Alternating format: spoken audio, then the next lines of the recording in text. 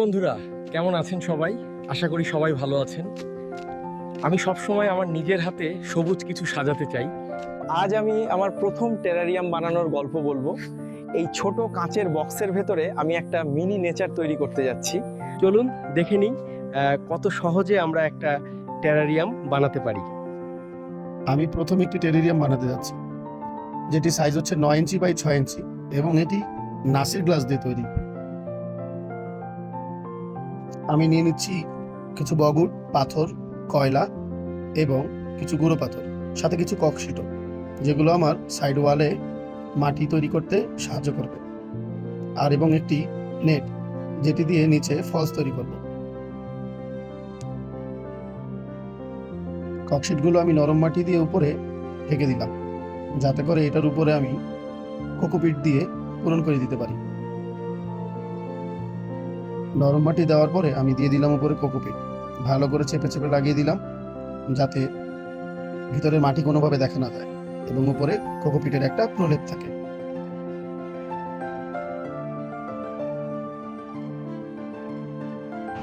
ঠিক আরেকটা ককশিটেও একই কাজ করলাম।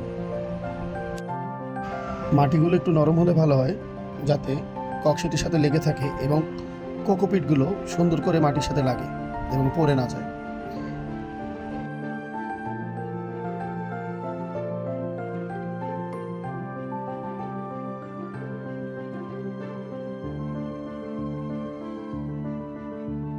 কোকোপিট দিয়ে পুরোটা ঢাকা হয়ে গেলে আমরা চার সাইডের যে জায়গাগুলো থাকে, ককশিট থাকে এবং অনেক জায়গায় ফাঁকা থাকতে পারে, সেগুলো আমরা ঢেকে নিব।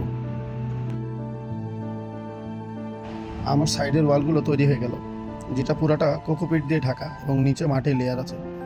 যাই হোক, আমি কর্নারগুলো সুন্দর করে লাগিয়ে নিচ্ছি, যেন ভিতরে মাটি না দেখা যায়।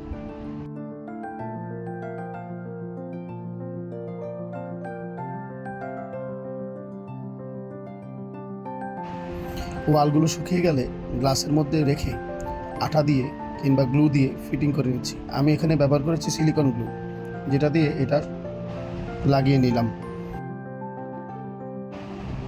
ঠিক একইভাবে অপর প্রান্তের যেই আরেকটা ওয়াল আছে, ঠিক সেইটাও গ্লু দিয়ে নিচে আমি লাগিয়ে নিচ্ছি। ভিডিওতে অনেক কিছুই প্রপারভাবে হয়তো দেখাতে পারবো না, কারণ ভিডিও করার সময় আমার হাত ব্যস্ত ছিল এবং মোবাইল দিয়ে আমি ভিডিও করতে পারছিলাম না, তাই কিছু কিছু অংশ বাদ যেতে পারে, যেটা আপনারা দেখলে কিংবা দেখে একটু ম্যানেজ করে নেবেন।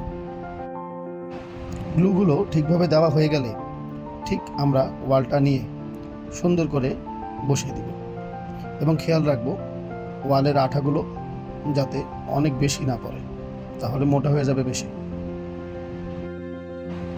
ওয়ালগুলো ঠিক মতন বসানো হলে হাত দিয়ে আমরা চাপ দিয়ে লাগিয়ে নেব এবং এটা ভালো করে শুকিয়ে নেব।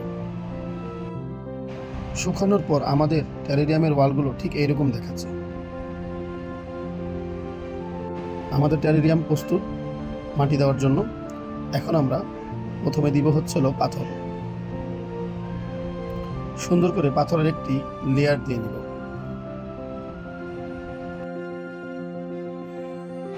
পাথরগুলো ছড়িয়ে নিব চারদিকে, যাতে চারদিকে সমানভাবে পাথরগুলো ছড়িয়ে যায়। এরপরে আমরা উপরে দিব নেটটা, যাতে উপরে দেওয়া আমাদের জিনিসপত্র কিংবা মাটি বা কয়লার সাথে পাথরগুলো মিশে না যায় সহজে।